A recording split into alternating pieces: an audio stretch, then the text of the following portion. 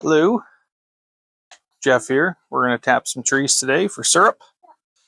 Got my buddy helping out. Nice cone, buddy. All right, here we go.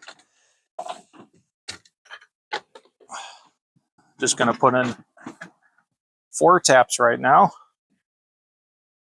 Joel, can you grab a bucket? Can you carry one of these buckets? Thanks, bud. All right, follow me.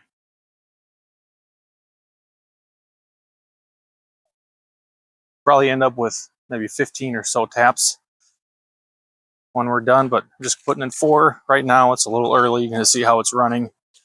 If it's running good, we'll put in more this weekend, but I want to get a few in tonight. All right, so got this drill bit that I use. It's got a little piece of tape on it that marks how far I'm going to go into the tree. You don't want to go too far. You don't want to damage the tree any more than you have to. So that's pretty well. Just a little bit longer than the spile here. All right, so I'm going to pick a spot right here, and I'm going to go in at a slight up angle.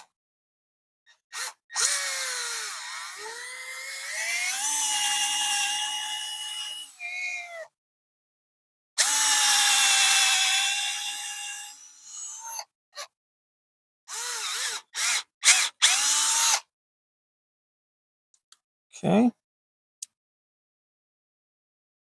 Are we done? Oh, look at that, buddy. It's already dripping.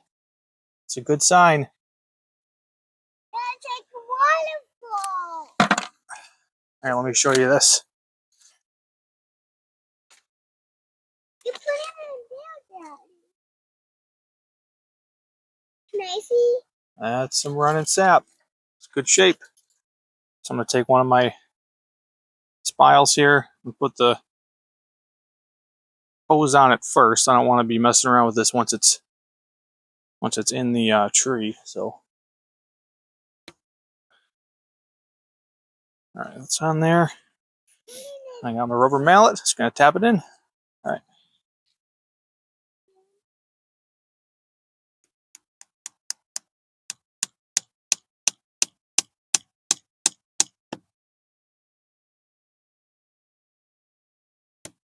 Yep. Once you hear a thud, it's in there. So I got these food grade buckets.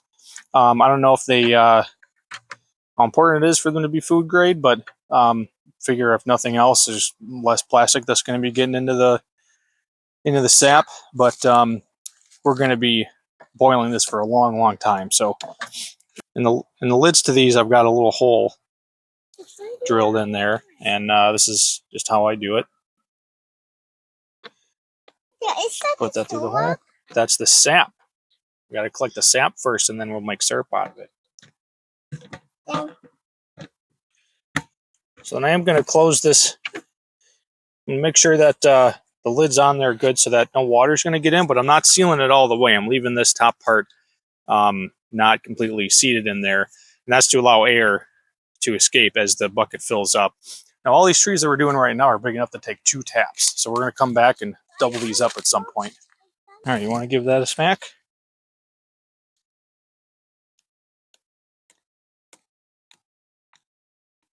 Good job. All right, we'll finish that up.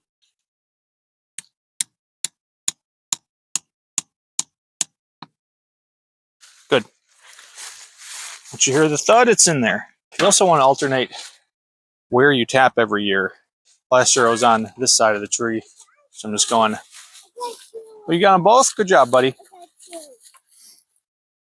So I'm just going 90 degrees, trying and watching out for wherever I may have tapped in the past. I don't even see one, but if I happen to see a hole that was healed up from where a past year may have been tapped, I'm going to avoid that. You want to put it through the lid? All right.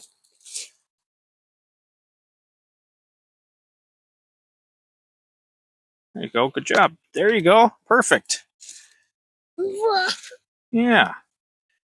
All right, can you hold this for a second? Like a couple of things dropped into this bucket.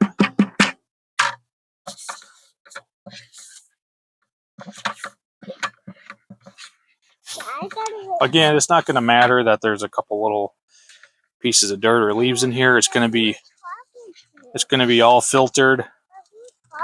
I'm talking to the world, buddy. They're all watching. It's going to be filtered and then it's going to be boiled for a long, long time, but just seems like the right thing to do. All right, it's the next morning. Let's go see what we got. Oh, wow. That's a good amount. It's like a half a gallon probably. Yeah, awesome. I'll normally come out and... What's she doing? Lucy! Come here. What's all over you? Come. Come. Okay. She's in trouble. I'll normally collect all this stuff every morning. In the morning there might be a little frost. If there's any ice floating around in there, I'll scoop it out. That ice is almost all water. Sugar water doesn't freeze as quickly. That just cuts down the boiling time a little bit. Not so much in that one, but still, good start. But I'll collect it all and then go put it somewhere out of the sun. If there's still snow on the ground, I'll kind of cover it with some snow just to keep it cool. Only gonna boil once a week. Yeah, awesome. Because the stuff will spoil. If you want to boil it within a week. You might notice as we go back to check some of these that there's a lot of them look like they're leaking. There's a big wet spot on the tree. I'm pretty sure that's because of these cheap plastic taps that I got. Ooh, this one's really flowing good. It's going to be really warm the next couple of days, like 50s, even low 60s. Which is good and bad. It's good for the sap flow, but we also need to keep the sap cool, so I might collect it a little more often just to make sure it doesn't spoil. Get it somewhere in the shade, at least. But yeah, so I think I will... Next year I might upgrade to some metal spiles. I also don't like these plastic ones because they am I trying to say they're hard to get out at the end of the year. I end up breaking a lot of them, and then I have to drill out the plastic that I left in there. I'm not going to leave plastic in the tree. I'm about to find out how much range this wireless microphone has. I'm assuming it runs on Bluetooth, so if I make it. Hate these vines so much. Oh, forgot to mention, before you all go commenting and saying, hey, those aren't maples, because you can tell by the bark, these are not sugar maples. That's true, which is a shame. But these are Norway maples, which means the sugar content is about half as much.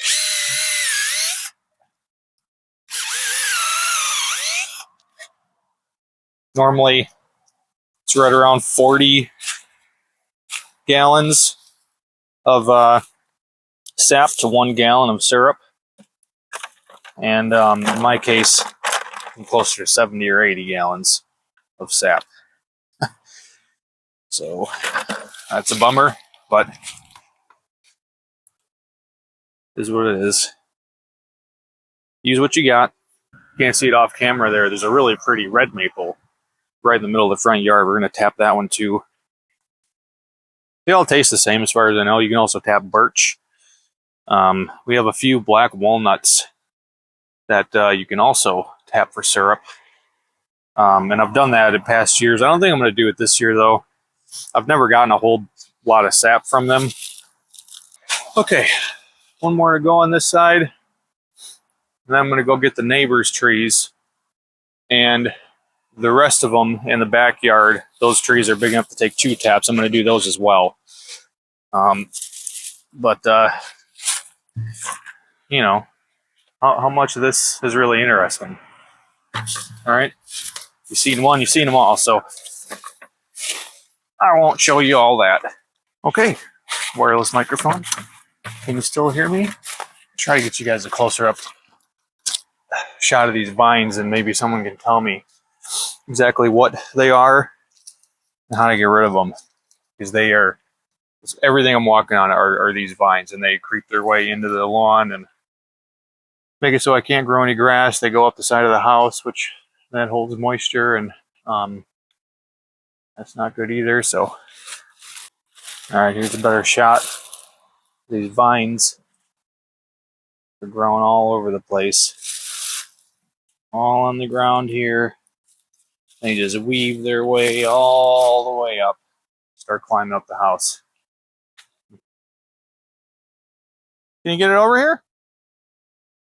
Bring it this way. Good job.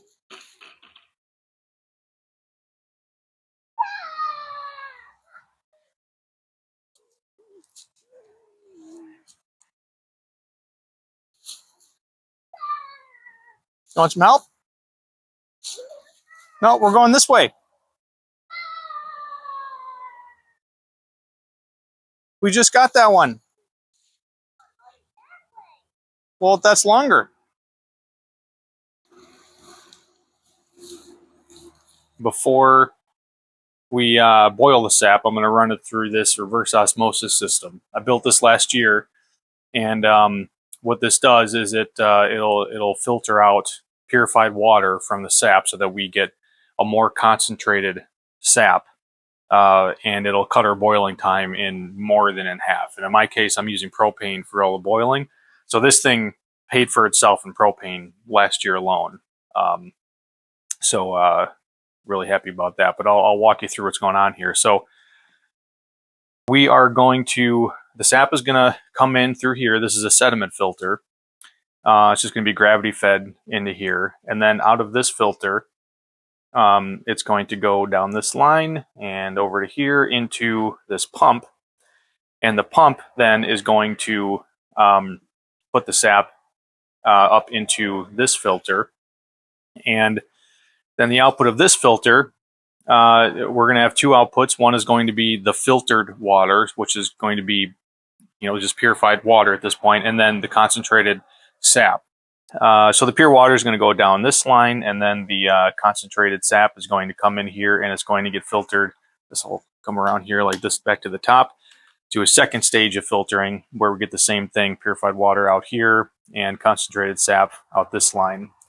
And the purified water gets combined here to go out into a bucket, whatever we put it into, and then the sap, the concentrated sap, will come out this line into another bucket.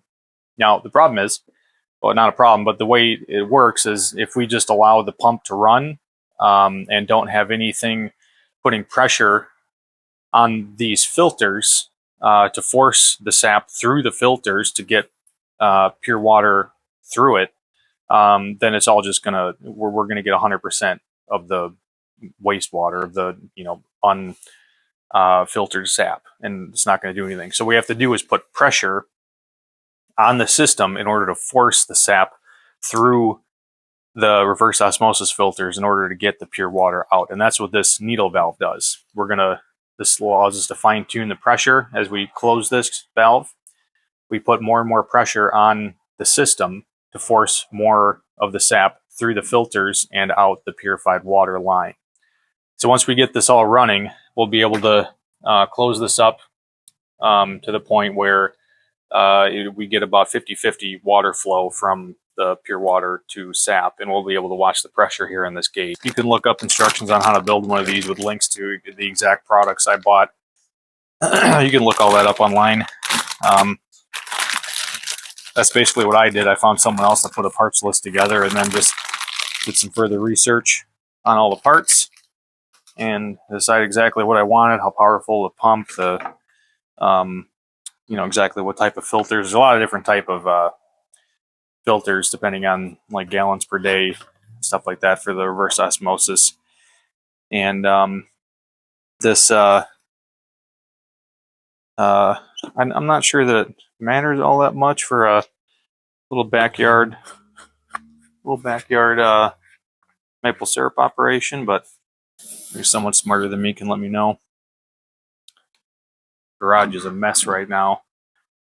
So many projects happening at once here. It's hard to keep track. Okay, so that's back together. So now I'm going to set this on the ground. On top of there being all these projects in the garage, I've got a bunch of furniture here from moving my grandmother out of her place, and a lot of her furniture is being stored here right now. So it's a little bit tight quarters, but that's okay. These output lines, I've just zip tied a bolt to them so that I can, they spring up like that, so putting that in the bucket isn't gonna give me much control. So just zip tied a quick bolt to it and that straightens it out. Just got a couple of clamps here. I like to clamp these up to the top so I can watch the flow a little better.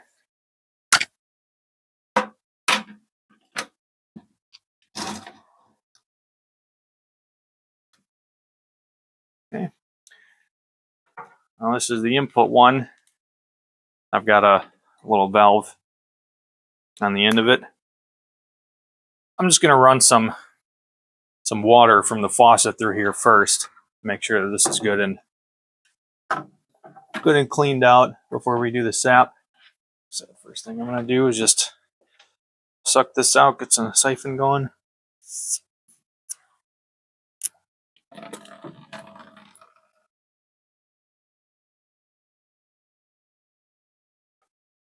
Okay. Now we should just have to open this valve and then we'll wait for the whole system to prime. Open this up. You can already see water starting to rise into here. This has got to get all the way up to the top before it'll go through the rest of it. And there's this button here is to release any air. So if I hold this down, that's going to allow this to come up a lot faster. And we're just going to let this go all the way through the system until we start seeing water coming out this line, and then we'll start up the pump. Realizing now I could have just poured water directly into this, cut down some of this time. Yep, we're getting water only through that, only out the concentrated sap line. So that's good. Keep this back in. I'll dial up this valve.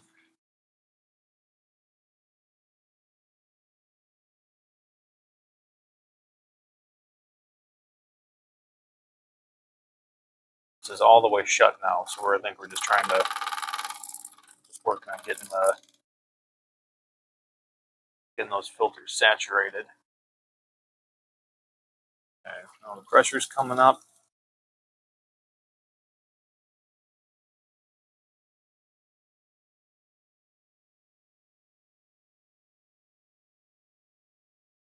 Still nothing out the water line. Oh, there they go. All right. 5 gallons of sap. All right, so we'll let this go probably until we get about a half a bucket of concentrated sap, and then we'll start to boil. So this is just a turkey fryer. Ideally, you'd want something that is nice and big, lots of surface area. So to help with the evaporation, but this is what I've got. We'll upgrade when we can here.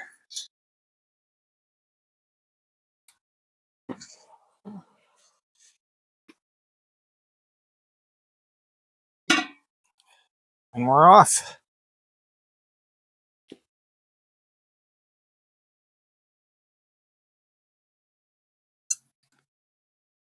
We'll play with the temperature once it really starts going. So this is a thing. I just made this out of some heating duct. So I can put this over it and retain some of the heat. So this is the second boil of the year, and kind of trying to remember how things are done, getting better at it again.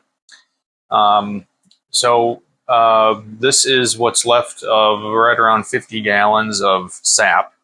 It's been boiled down to this, and this has a little bit more to go to become actual syrup, and I'll show you how we tell that. And here I'm just sanitizing some jars. In fact, these are ready to come out. I should grab a pan and get them out.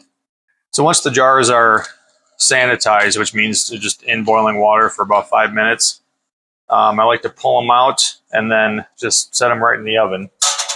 The oven's not on right now, but once we get ready to can, I'll turn this up to 200 so that everything is heated up just right. All right, I'm gonna shut down the sanitizer for a minute so we can talk about the sap. So this is, this batch is pretty dark. Turned out pretty dark, and it doesn't really matter. It all tastes good no matter what the the color is. But if you were to, as I understand it, if you were to enter some kind of a maple syrup competition or something, they're going to look at they're going to pay a lot of attention to the color, and the lighter the color tends to be considered a higher quality syrup. Now, last year, the last batch that I canned last year came out very black, and I thought that it was because it was late season sap, which is a factor as well. But what makes it dark is the sugars breaking down into glucose and fructose. I can't explain it much further than that, but but that's what causes it to be a darker color. So as the season goes on, as it warms up outside, more bacteria can build up in the tree sap, yeast and things like that. None of that is bad for you, but that will further break down the sugars into fructose and glucose, so this syrup becomes darker. And also boiling. The longer you boil it, the more that process happens, and the darker it will be, which is what I think is happening here. Because you saw that I just boil this down in a 5-gallon stock pot, which means this is about 50 gallons of sap right here that represents. So this was this meant that I just had to keep adding and adding and adding to that same stock pot until it finally got down to this level. So because it was boiled so long, it became this dark, I think. Another factor is that it's been very warm this week, so the sap probably had more of an opportunity to build up some of that bacteria as well. So there's a few factors, but because if you do research, they'll say, "Oh yeah, it's just totally fine to just keep adding sap to your boil." But a professional setup would have a tray that you boil in with chambers that the new sap comes in on one end and it runs through a bunch of chambers, and then it once at the very end it's becomes actual syrup. You draw it off right away and it doesn't sit and boil anymore. So more efficient way of doing it. We don't have that equipment here, so this is all we can do. And and that's fine. But I think after seeing this, I'm going to start canning in batches of around 30 gallons. Like I said, this is about 50. I've got another 10 or so. It's probably closer to 20 actually. Going outside right now with another batch, so hopefully that'll turn out a little lighter. But yeah, so moving forward, that's I think what we're going to do this year. Still learning all the time. So I said this is pretty close to syrup now. Let me show you how we actually test it.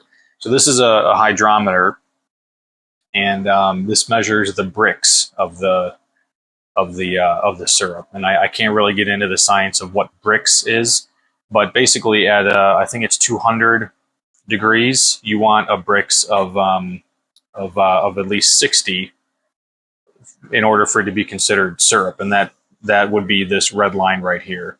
So this is weighted just so that when this is dense enough to be considered syrup, this will float up to the point where that red line will be visible, and that has to be a certain temperature at 200 degrees. The other thing about it is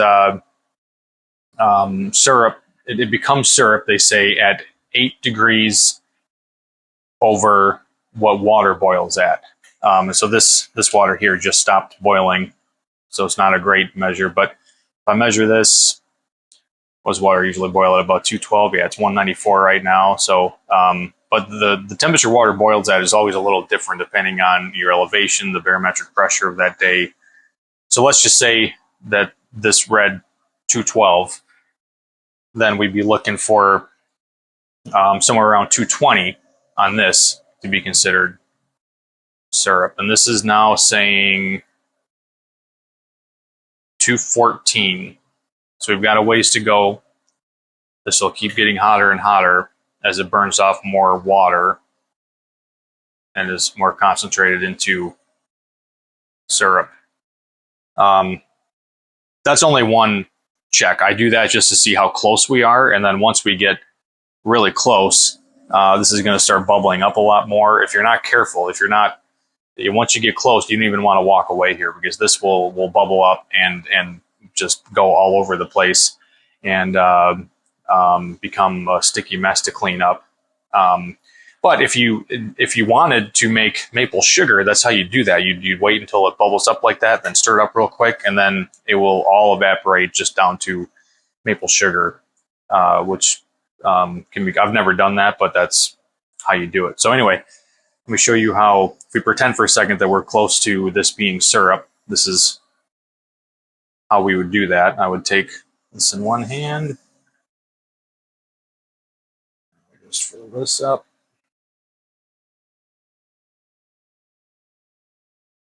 Put this in here. Oh, I don't have enough in there. Got to be all the way up to the top for it to float. All right, that's better. Drop this in there. Be very gentle so it doesn't slam to the bottom. So this, if I tap on it, this isn't even floating yet. So like I said, we've got a ways to go. But once this is just floating a little bit, and I can tap it down and it'll kind of bounce a little bit, that's when I know it's time to not walk away from this.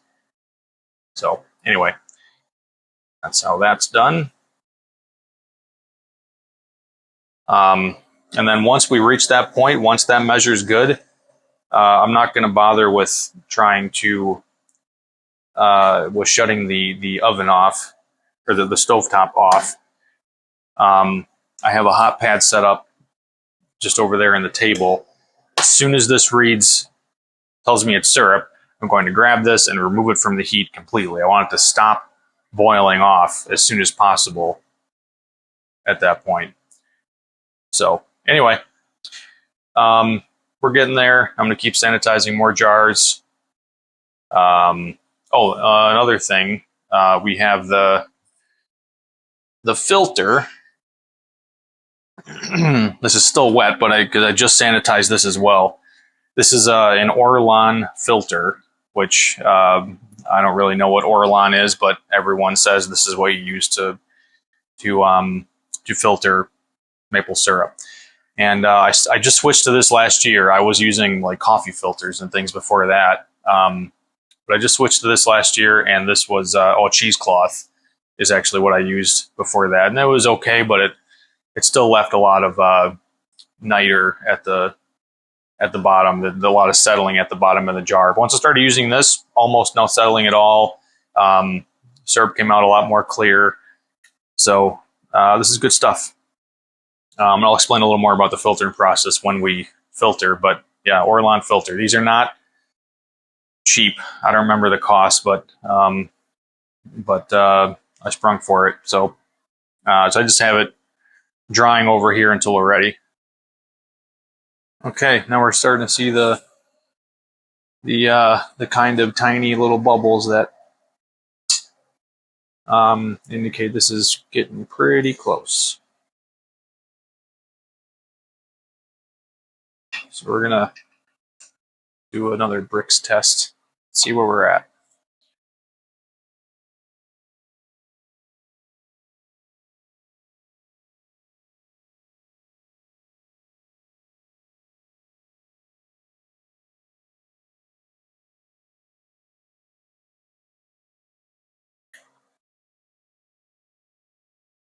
Oh, not floating yet. We're getting there.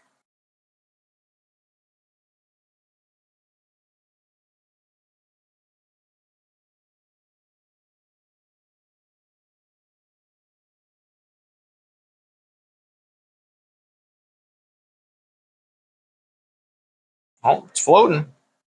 It's floating a lot. Okay. Ooh, we're there. Yep, that's syrup. Dunzo. Okay, so here's my filtering method. This is still a little damp, but I think that's okay. It's probably good for this to be kind of saturated when we start off here. So what I like to do is I like to fold this in a little bit. You want to be careful with this Orlon filter. You're not supposed to fold it or anything. You can damage the fibers. But this particular thing I'm about to do seems worth it. So I just poke the middle in like that. There we go.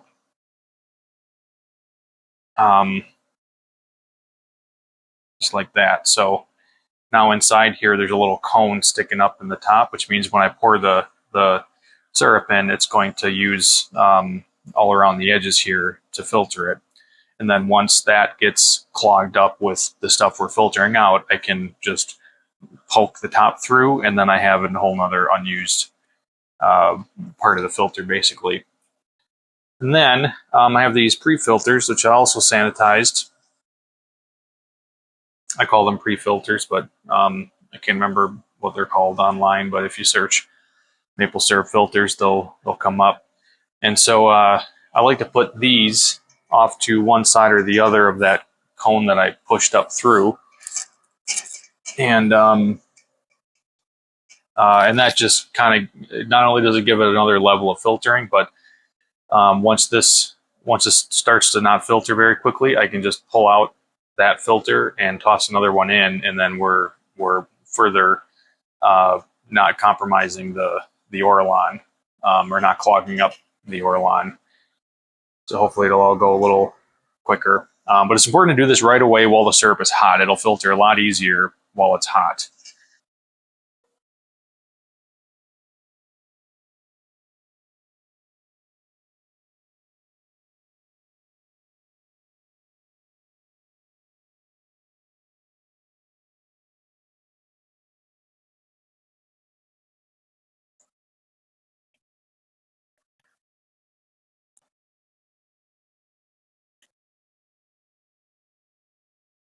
It's pretty dark. It's not as dark as that last boil last year, but I don't know if I said. Well, I did say that the later it gets in the year, more yeast and things can build up in the tree. So it is natural for, as the season to go on, for the syrup to get a little darker and darker as you go. And maybe you can fight that a little bit if I were to go and wash all the buckets every week. but I don't think that's worth it. So this is slowed down to a drip now. I think it's time to swap out the pre-filter.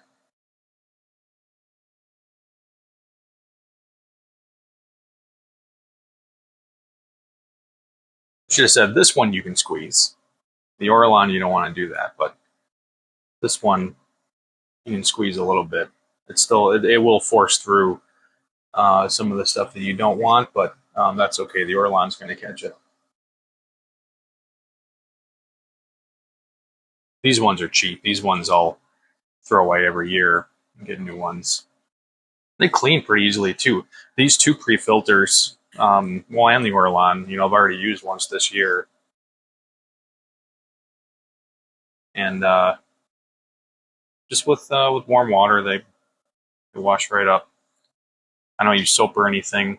So that's done for now, and we'll pop another one in. And this one I'm going to put on the other side of that fold.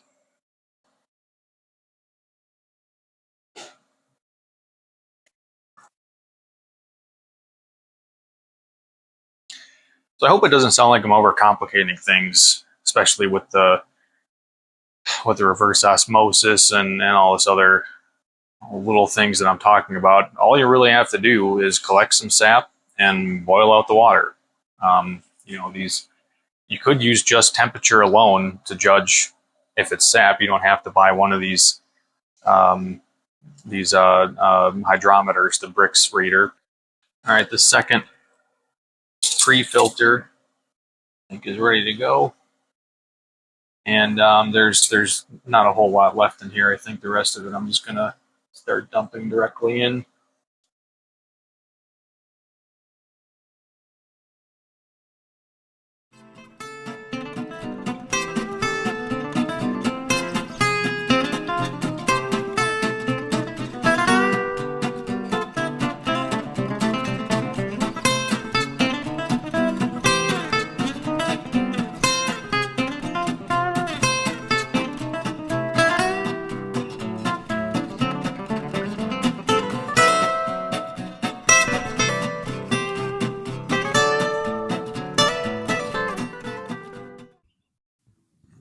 Well, the season is over. Time to pull these taps out.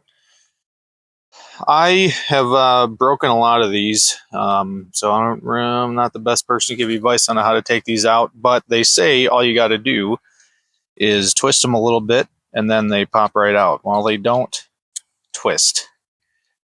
They just bend. I've even kind of held off here until the warmer part of the day. Maybe the wood would expand a little bit and help me out, but it didn't feel good. Oh, there we go. Came right out. Look at that. Nice. All right, one down, 18 to go.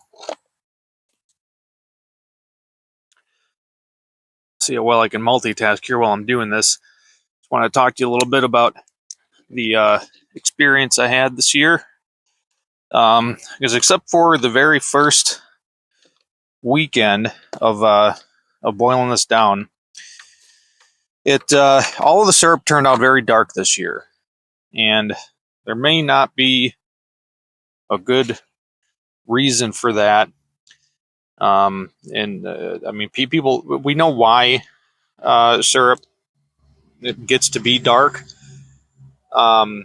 and sometimes there's nothing you can do about it. It's just what the tree gives you. But this is the first year that's happened to me.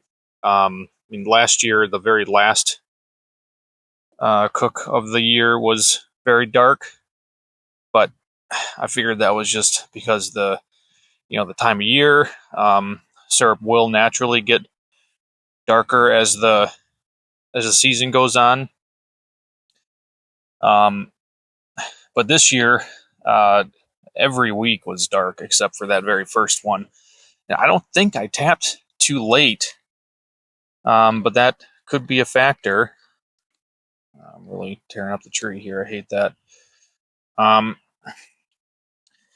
But anyway, I really tried a lot of things to combat that, I started rinsing out all the buckets. Every time I collected more often to try to get the sap. There we go. To try to get the sap somewhere in the shade cooling, so it didn't get warm. So bacteria won't have as much chance to grow. I also tried just I thought maybe if I didn't run it through the reverse osmosis machine until right before I boiled it, that might help, thinking that the sugars being more concentrated might cause that to cause the process to speed up a little bit. These are coming out easy now. So anyway, none of that seemed to work. I boiled in smaller batches so that the sap wasn't on over the burner too long.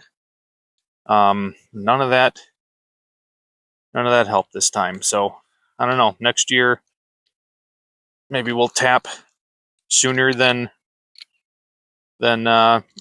normal, and we'll just see how it goes. I mean, some of these trees are pretty old too. That might have something to do with it.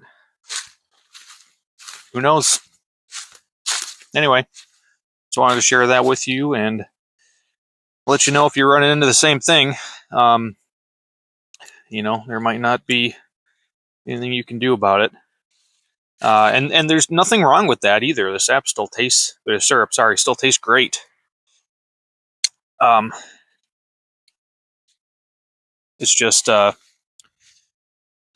seems to, if you're a syrup connoisseur, from what I understand, it's a little less desirable, but still has all the good nutritious properties and all that. Which, by the way, I want to talk to you a little about that too. Oh, that one broke off. Come back and drill that out. It's too bad. Natural maple syrup has a lot of really good properties to it. I've been reading up on it a little bit. It contains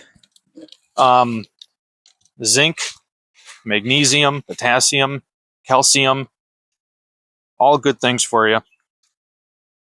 Let's see, what else was there? It doesn't the sugars don't metabolize as quickly as regular sugar, so it's better for diabetic people. You won't get a sugar spike.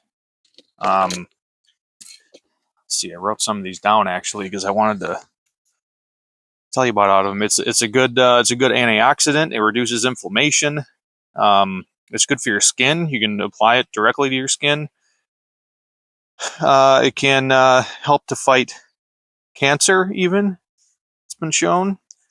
Can regulate blood pressure. I mean, just look it up, man. There's a lot of cool stuff. Anyway, that's it for this season. I'll see you next year. Okay, here's a project we've got coming up really soon. We got to get this pool going again. The liner sprung a leak last year, which is okay. We had planned to replace the liner this year anyway, but since we're doing it, there's no better time than now to really dig in here. If you see down the length of this, as far as I know, this is meant to be straight, and it's kind of bowed out a little bit, same as going on the other side. So we're gonna have to look into that. I'm gonna dig up the footing and see if we can straighten that out. I'm gonna put down the liner was just sitting right on the sand. We obviously have to smooth out all the sand, and I'm sure there are specific dimensions that this needs to be, specific depths and things like that. We got to figure all that out. But I'm going to get a padding to go over the sand underneath the liner. That should help with things as far as I can tell. All these corner paddings, we're going to replace all that. And we're going to give the whole thing a coat of paint. I think it'll really give this whole thing a nice facelift for the yard. So what I'd like to know from you guys, what do I need to know about everything? I've never done anything like this. I've watched some videos on on how pools get installed and things like that. But as far as choosing a liner, you know, there's different mill specs. What's best? Are there specific companies that seem to be better? In general, what do I need to watch out for? What's super important to not overlook? Really in foreign territory here, so gonna figure it all out. Please let me know what you think.